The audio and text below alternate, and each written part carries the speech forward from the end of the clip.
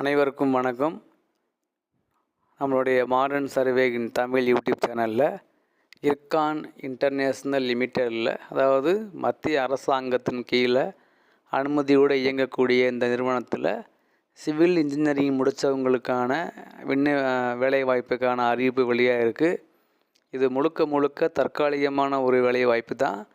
இந்த வேலைவாய்ப்புக்கு விண்ணப்பிக்கக்கூடிய தகுதிகள் என்னென்ன, எவ்வளவு சேலரி, இதுக்கு என்னென்ன ரெக்யர்மெண்ட்ஸ், ப்ரொசீஜர் அப்படிங்கிறது எல்லாமே நான் டீட்டெயிலாக வீடியோ போட்டிருக்கேன்.